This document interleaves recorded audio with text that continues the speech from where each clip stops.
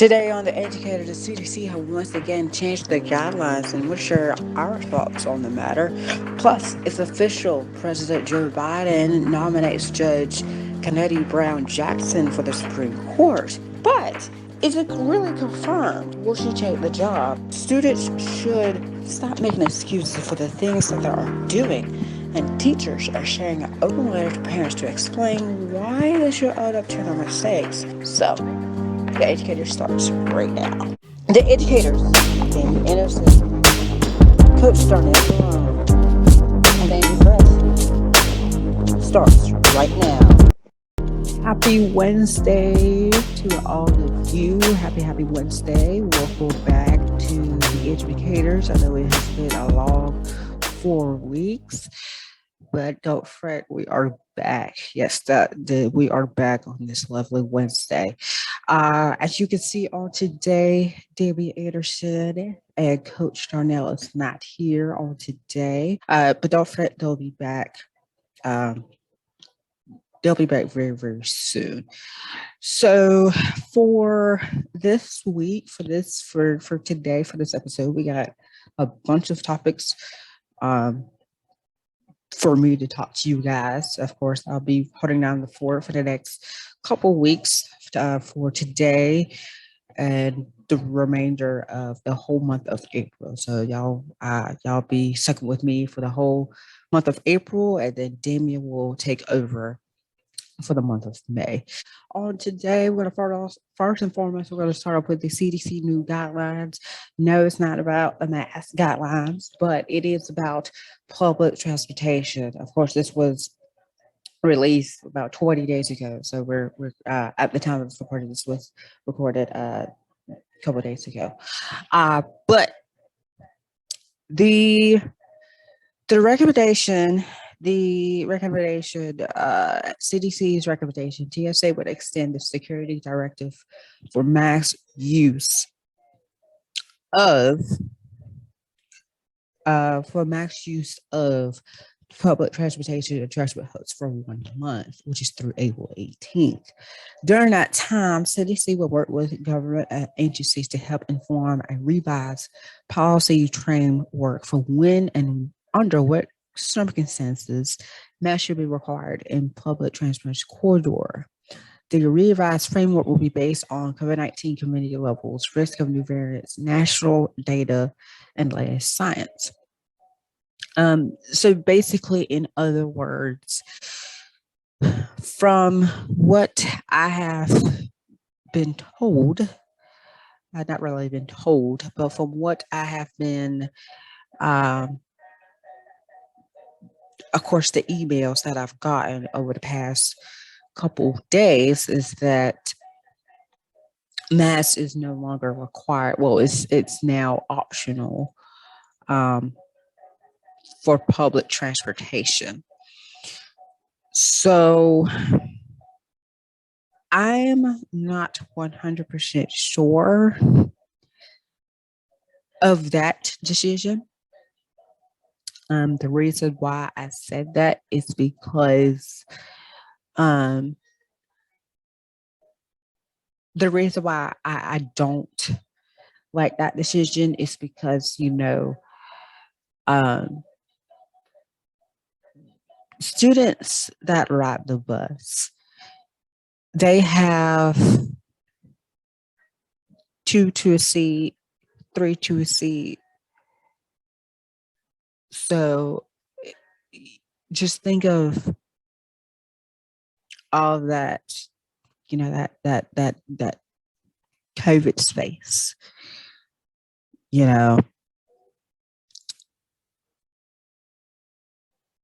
I'm sorry.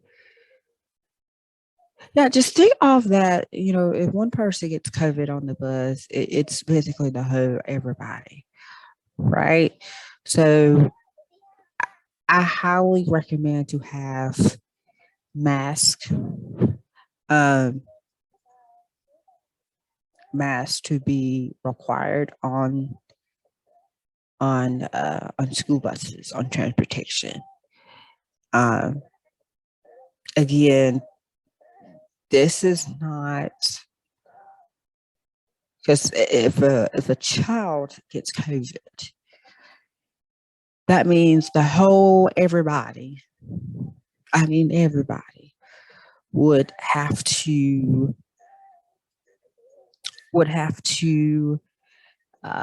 get a will have to follow that. So I'm gonna get into this a little bit further here. So, and I'd the new guidance and keeping with the mask changes. So the following guidance is in effect. So masks are recommended but not required for staff, for students and staff on buses related to athletic bands and co-curricular activities. Also, are recommended or not required, including on morning, afternoon bus runs on vendor transportation. So yes, we're in the right direction, but again, those of you I'm sorry, I'm just looking at other things. So the policy is, so it's not required, but it's recommended. Like I said before, I think it should be a requirement for buses, for the students that ride the bus, because you don't know if that person has COVID. I mean, you still have students out there that are that are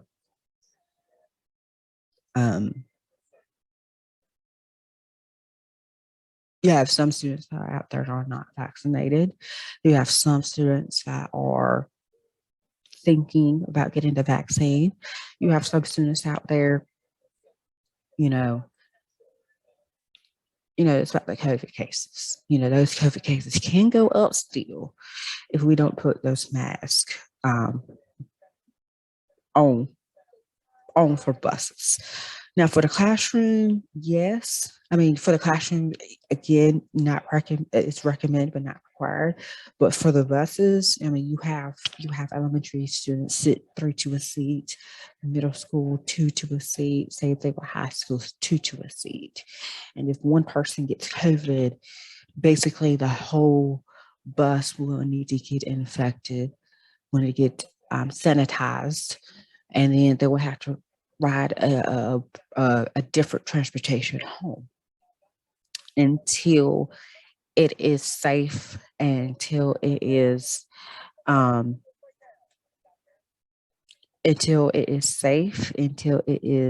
clean and clear, so that student can ride the bus again. Like I said, we will have more details a little bit. We're going to dig a little bit deeper, probably in the next. Hopefully, we'll provide more updates as the CDC continues to release more.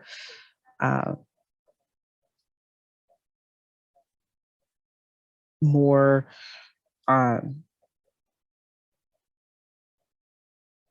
news release, new guidance or anything like that. So we will stay up to date with that.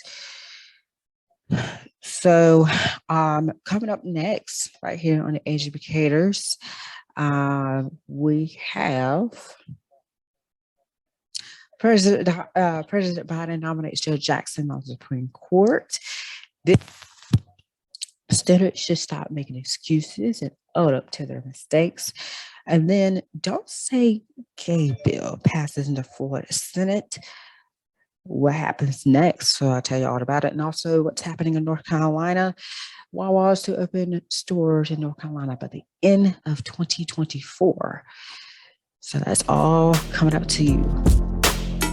Up next.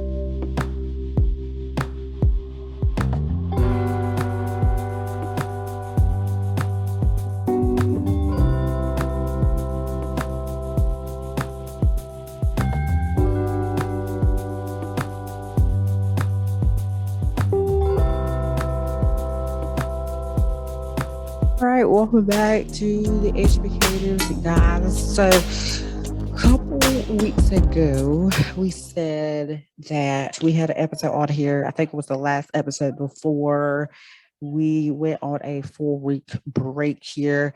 And I think the last thing that we talked about was 3 episodes ago.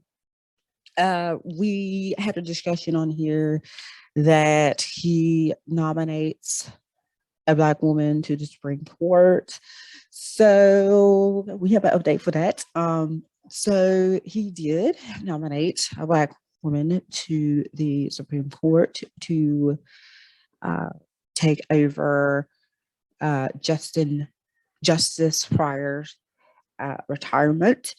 So President Biden nominated Judge Jackson to serve as the next justice on the Supreme Court. So we're going to dive into her background right here real quick. So Judge Jackson. Judge Jackson was born in Washington, D.C.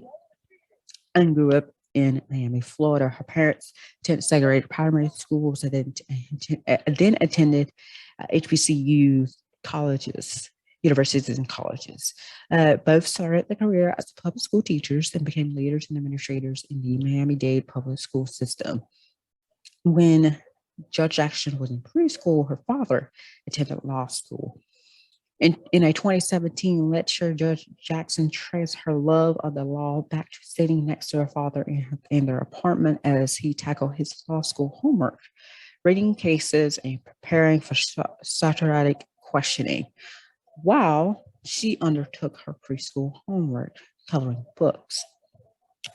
Judge Jackson stood out as a high achiever throughout her childhood. She was a speech and debate star who was elected mayor of Palmetto Junior High, student body president of Miami Plano Senior High School. But like many Black women, Judge Jackson still faced naysayers. When Judge Jackson told her high school guidance counselor she wanted to attend Harvard, the guidance counselor warned that Judge Jackson should not set her sights so high. But that didn't stop Judge Jackson. She graduated magna cum laude from Harvard University, then attended Harvard Law School while she graduated cum laude and was an editor of the Harvard Law Review. Judge Jackson lives with her husband, Patrick, and their 2 daughters in Washington, D.C. So what is her experience? So she was a judge on the U.S. Court of Appeals for the D.C. Circuit. So Judge Jackson was one of President Biden's first judicial nominees. She was confirmed with bipartisan support of the U.S. Court of Appeals for the D.C. Circuit in 2021, so last year. She was the judge on the U.S. District Court for the D.C. So former President Obama, nominated Judge Jackson to be a district court judge for the U.S. District Court for the District of Columbia in 2012. She was confirmed with personal support in 2013. She was the vice chair of the U.S. Sentencing Commission. So again, former President Obama nominated Judge Jackson to serve as the vice chair of the U.S. Sentencing Commission in 2009. And again, she was confirmed with support in 2010. But prior to serving as a judge, Judge Jackson followed in the footsteps of her mentor, Justice Pryor, by working on the U.S. Sentencing Commission. The commission, which President Biden fought to create as a member of the U.S. Senate, is partisan by design. Her work there focused on reducing unwarranted sentencing disparities and ensuring the federal sentences were just and proportionate. She was a public defender, so she represented defendants who did not have the means to pay for a lawyer. She would be the first former federal public defender to serve on the Supreme Court. Also, she was the Supreme Court clerk, so she served as Justice Pryor's law clerk and learned up close how important it is for Supreme Court justice to build consensus and to speak at a mainstream understanding of the Constitution and perspective on the legal system. So, because of her diverse and broad public service, Judge Jackson has a unique appreciation of how critical it is for the justice system to be fair and impartial. With multiple law enforcement officials and her family, she also has a personal understanding of the stakes of the legal system. After serving in the U.S. Army and being deployed to Iraq and Egypt, Jackson's brother served as a police officer in Baltimore, and two of her uncles were police officers in Miami. So what about the nomination process?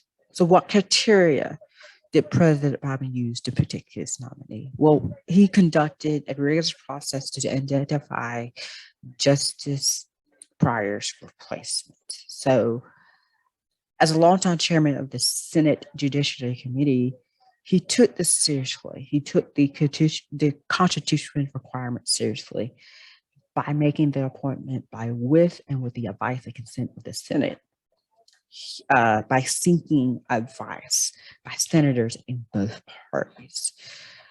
He sought a candidate with exponential, credible, impeachable character and unwavering dedication to the rule of the law. He also sought a nominee who was wise, pragmatic, and has a deep understanding of the Constitution as an enduring charter of liberty. Also, the president sought an individual who is committed to equal justice under the law, who understands the profound impact that the Supreme Court decisions can have on the lives of the American people. So what happens next? Well, now he will seek the Senate's consent to confirm Judge Jackson to the Supreme Court. So as of right now, we do not know how long. We do not know how long. But we will give you up to speed of if this is a big old if it's official.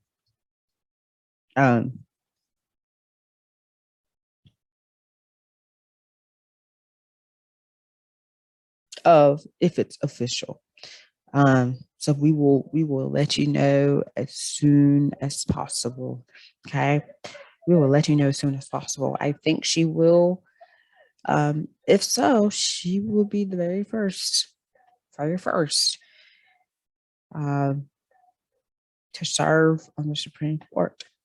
And right now it's already at the end of March. So anything can and will happen in the next couple of days. So when we come back from the educators, we will talk about, we're going to switch over to now, thanks to education here. We're going to talk about how students should stop making excuses and own up to their mistakes. Plus, Don't Say Gay bill passes the floor Senate. So what happens next? And today is the last day of Women's History Month. So, of course, all month long, we're celebrating Women's History Month. So on today, I have a Women's History Month reading for you guys that you might remember. That's coming up on Educators.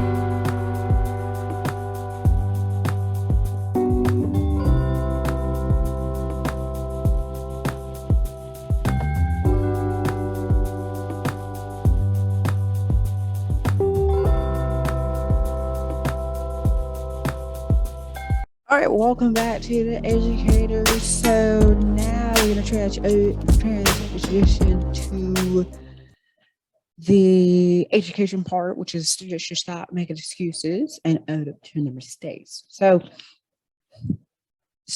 in this, well, I'm not going to read. It's supposed to be a letter, but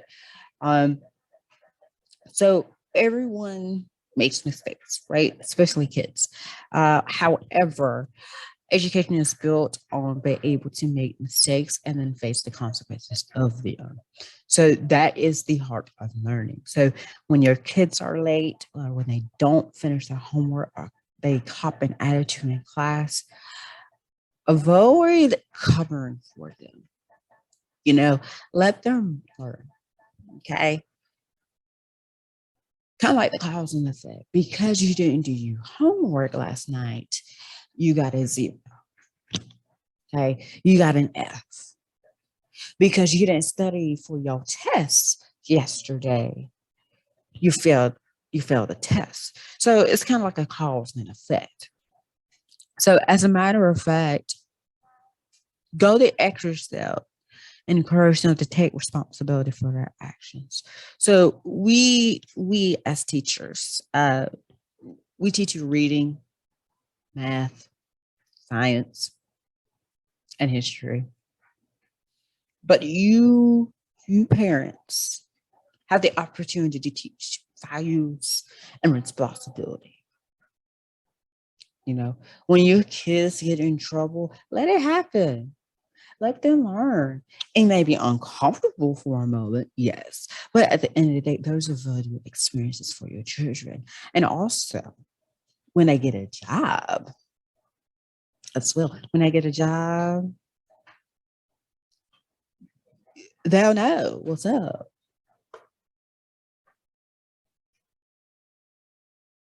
Excuses is not going to go anywhere. Stop making excuses for your children, because how else are they going to learn? They need to learn. They need to learn. Because excuses is not going to go anywhere in life. It's not. It's not. It's really not.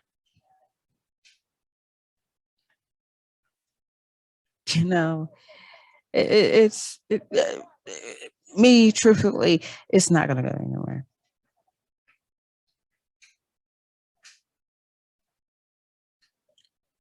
It's not. It's not going to go anywhere.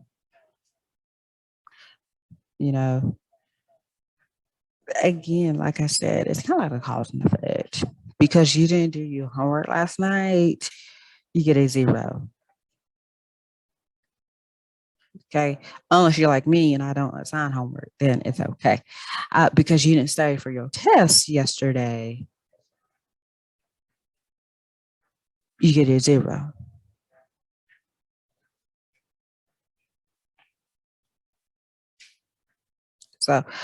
So here's 13 ways excuses lead to failure in reaching your full potential. So when you make an excuse, you're not getting yourself to succeed, which can limit you in every area of your life. Okay, so you may never even know what you're capable of if you have excuse for everything that comes your way. Excuses can hold you back from a lot of things, including getting further in your career, getting healthier, or creating new relationships. Don't settle for less by making excuses simply because you don't want to put in the effort to challenge yourself. Okay. If you make excuses to not move up in life, you will stay in that mediocre position that keeps you content at best. Okay. Excuses will make you regret the road not taken. So if you're making an excuse to not to do something, there's a big chance that you will end up regretting so. Okay.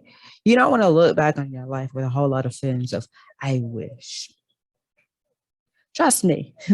I've trust me. I have a whole lot of I wish moments because I have a whole lot of excuses. Okay.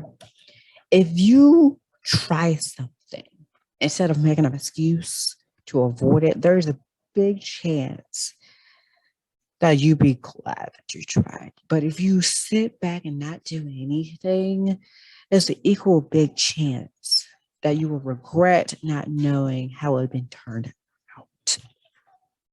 You know, excuses prevent growth. So the laziness could lead you to not challenge yourself, can also prevent you from growing or changes. Your excuses can help you live with the failed expectations that you already had for yourself. Okay. So if you never expected yourself to grow in the first place, you certainly won't grow if you keep adding excuses to the mix. Okay. If of course you want your children or your child to be successful and confident in the indoors, but you don't want them to live a life of excuses and settle for settle. Okay. You want to teach your children to pursue everything they want you to do, even if they have some reservations or fear of failing. Okay. Push them to the very best, to their maximum level.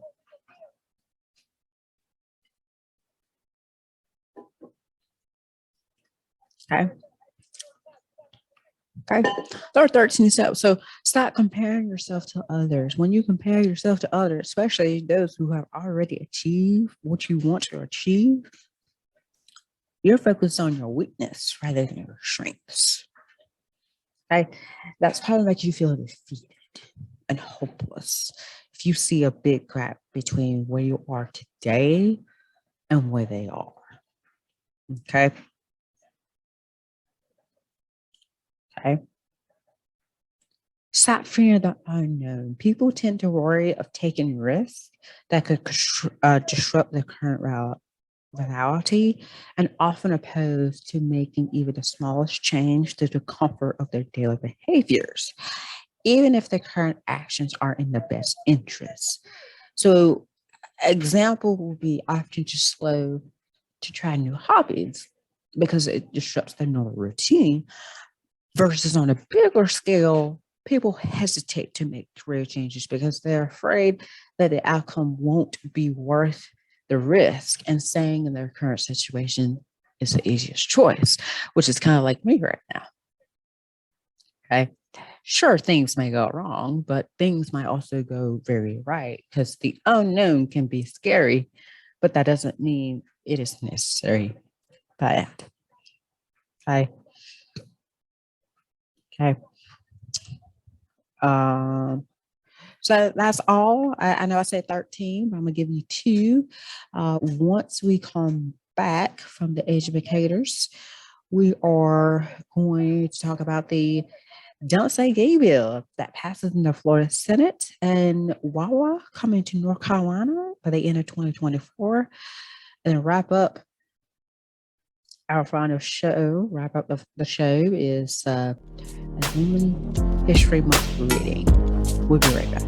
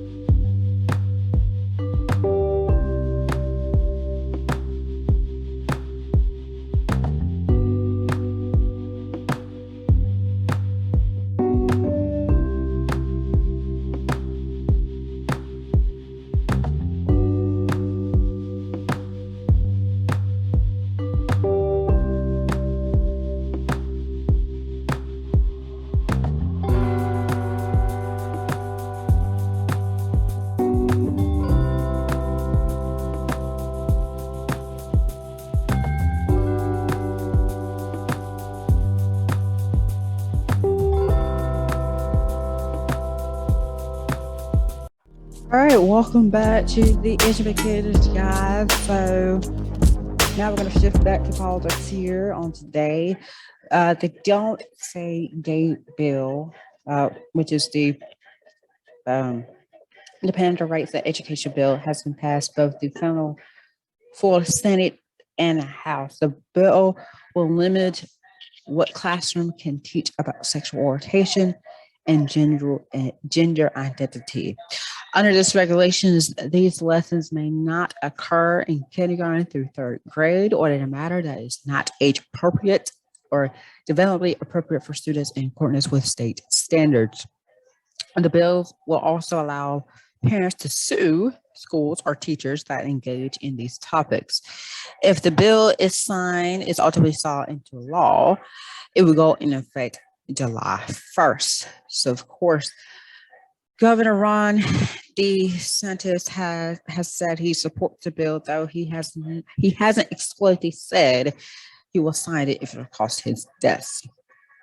The LGBTQ activists and advocates slammed the decision to move the legislation forward, saying it will harm queer youth and by shutting representation and inclusion from classrooms. And a local LGBTQ advocacy group, Equity Florida, said, "Let us be clear. Should its vague language be interpreted in any way that cause harm to a single child, teacher, or family, we will lead legal action across the state of Florida to challenge this bogus legislation." It also raises the LGBTQ community from lessons implied students should be ashamed or should suppress the gender identity or sexual orientation. So,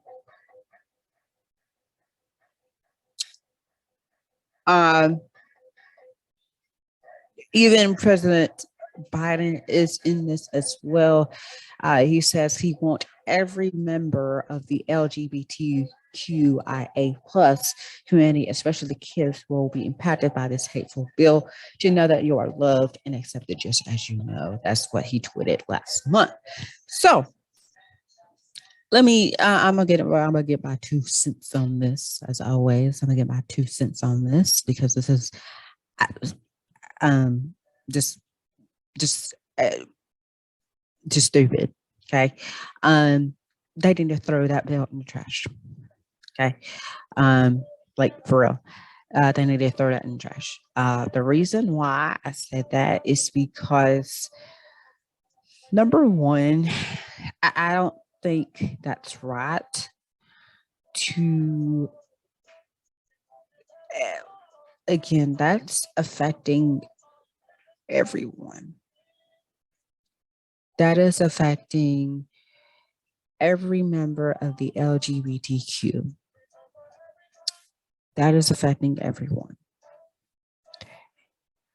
That is affecting everyone, and that bill needs to be thrown in the trash because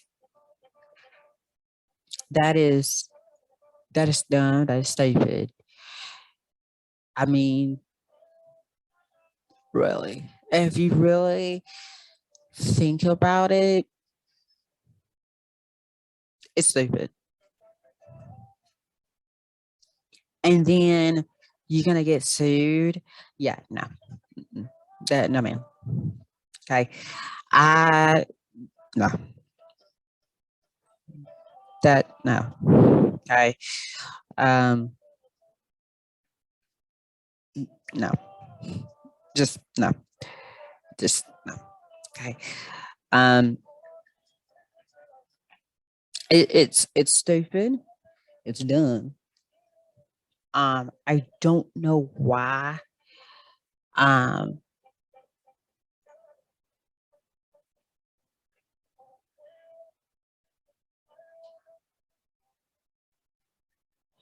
don't know why that is a thing. Why is that bill existed? Okay, we are first and foremost, everybody should be treated equally and fairly. No matter what race, discrimination, whatever you are, we still have to treat with everybody with respect. Okay. So by you creating this bill that is outrageous and stupid and dumb, I'm pretty sure that, of course, people are upset, but I'm pretty sure that they're going to fight this.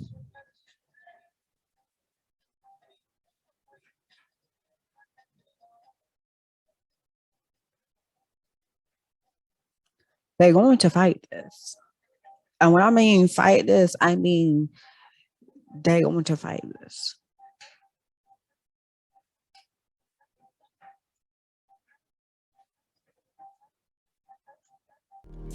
Because it's stupid. Okay, we'll be right back.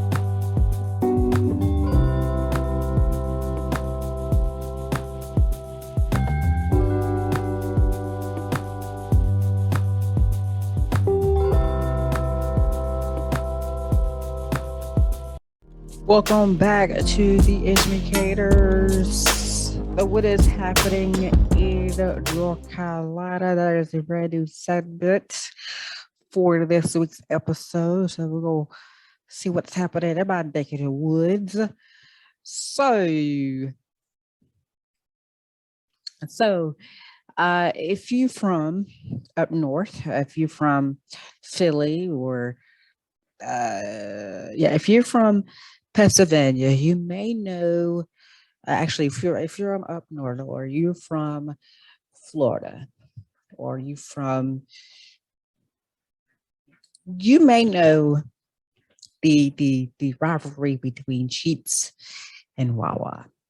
And I'm going ahead and tell you, I've been to Wawa and former Sheetz employee. So Wawa, the beloved Pennsylvania-based gas station / convenience store, it's planning an expansion in North Carolina. So a spokeswoman on Friday said that the first stores will be open in the Tar Heel state before the end of 2024. Okay. Wawa fans and travelers along I-95 are loyal to the 24-hour blow-your-own menu of sandwiches, coffee, drinks, and clean bathrooms. An intense feeling often reserved for sports teams that is described in the mockumentary Sheetz versus Wawa, the movie. Okay, Wawa has about 900 locations, most of them with gas in Pennsylvania, New Jersey, Delaware, Maryland, Virginia, Florida, and Washington, D.C., but to date has skipped over to Carolinas. Okay. There is speculation that the Kill Devil Hills was considering a zone variance for a store there. So Wawa may consider the Kill Devil Hills location. So let me just break it down to you. Because now that I have tried Wawa like 3 times. Okay. And as a former Sheets employee. All right. So the pros and the cons. Okay. So Sheets has a lot more options, a lot more customization than Wawa. Okay. Has a lot more customizations, has a lot more customizations, to your drinks, to your food, right? Sheets, that's what Sheets has. What Sheets doesn't have is a kids menu or a kids meal. Okay. That is the only difference really between Wawa and Sheets. I don't think Wawa has a car wash. I could be wrong. Um, so Wawa doesn't have a car wash. Wawa doesn't have more customization versus Sheets. Now, what Sheets doesn't have a kids like a kids meal. Okay.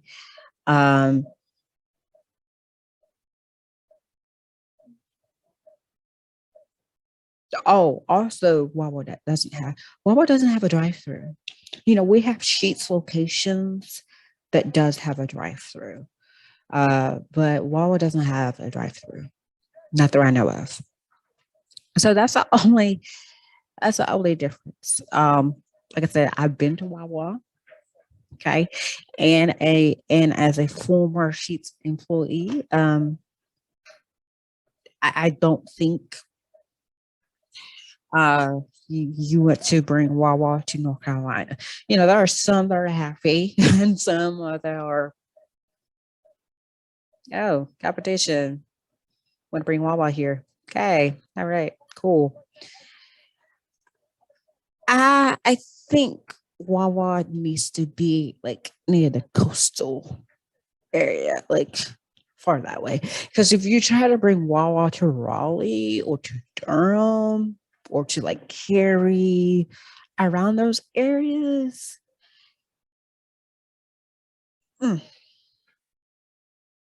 that's gonna be a problem.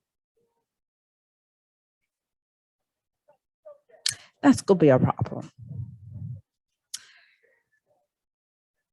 That's gonna be the problem.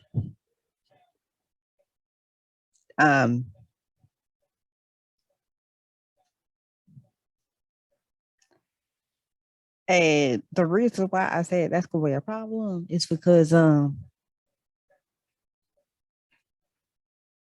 just imagine Wawa coming to Raleigh by the end of 2024. It's gonna be a lot. I mean, we already have Publix. I'm satisfied with Publix. I'm satisfied. Now we have Wegmans. I don't know what Wegmans is. But now we have Wawa coming. So, so just stay on the coastal plains. We'll be fine. We'll be good. All right, we're gonna take a quick break real quick, and then to wrap up the show, we are going to talk about Women's History Month. Yes, we're going to talk about Women's History Month. And then after that, time for the wrap up. So we'll be right back. Love watching The Educators? Well, you can be part of our conversation too. The Educators is active on social media. Like us on Facebook and join the conversation by telling us what you think. Also, follow us on Instagram for behind the scenes content. And also follow us on Twitter to stay up to date of what's happening on our show, because you keep the conversation going. So let's get social. So like, comment, and connect with us on The Educators. All right, welcome back to to the educators. Of course, as you may know, that today is the last day of Women History Month. So on today we have Miss Shirley. I may pronounce her last name wrong. Chisholm. Yeah, Shirley Chisholm. Okay. She was the first African American woman in Congress back in 1968, and the first African American to seek the nomination for presidency of the United States for one of the two major political parties in 1972. Her motto and her title of her autobiography, Outbrought and Unbossed, illustrate her outspoken advocacy for women and minorities during her 7 terms in the U.S. House of Representatives. Born in Brooklyn, New York on November 30th, 1924, Chisholm was the oldest of 4 daughters to immigrant parents, Charles St. Hill, a factory worker from Ghana, and Ruby St. Hill, a seamstress from Barbados. She graduated from Brooklyn Girls High in 1942 and from Brooklyn College Cum Laude in 1946, where she won prizes on the debate team. Other professors encouraged her to consider a political career. She replied that she faced a double handicap as both Black and female. Initially, Chisholm worked as a nursery school teacher. In 1949, she married Conrad Q. Chisholm, a private investigator, but they divorced in 1977. She earned a master's degree from Columbia University in early childhood education in 1951. By 1960, she was consulted to the New York City Division of Daycare. Everywhere racial and gender inequality. She joined local chapters of the League of Women's Voters, the NAACP, the Urban League, as well as the Democratic Party Club in Bedford, Brooklyn. In 1964, Chisholm ran for and became the second African American in the New York State Legislature. After court order redistricting created a new heavily seat in Congress in Democratic district in her neighborhood in 1968, Chisholm sought and won a seat in Congress. Their Fighting Shirley introduced more than 50 pieces of legislation and campaign racial and gender equality with plight of the poor and ending the Vietnam War. She was a co-founder of a National Women's Political Caucus in 1971 and 1977, became the first Black woman and second woman ever to serve on the powerful House Rules Committee. That year, she married Arthur Hardwick Jr., a New York State legislator. Discrimination followed Chisholm's quest for the 1972 Democratic Party presidential nomination. She was blocked from participating in televised primary debates, and after taking legal action, was permitted to make just one speech. Still, students, women, and minority followed the Chisholm trail. She entered 12 primaries and garnered 152 of the delegate votes, which was 10% of the total, despite an underfinanced campaign and continuance from the predominantly male Black Congress. She retired from Congress in 1983. She taught at Mount Holyoke College and co-founded the National Political Congress of Black Women. In 1991, she moved to Florida and later declined the nomination to become U.S. ambassador to Jamaica due to ill health. Of her legacy, Chisholm said, "I want to be remembered as a woman who dared to be a catalyst of change." So that is your Women History Month reading for today. That is all I have for you guys for today. Like I said, I'm here the whole month of April. So thank you guys for watching. Thank you guys. So make sure you follow us on social media. And make sure you stay tuned with a brand new episode next week. And I'll see you guys next week. Take care.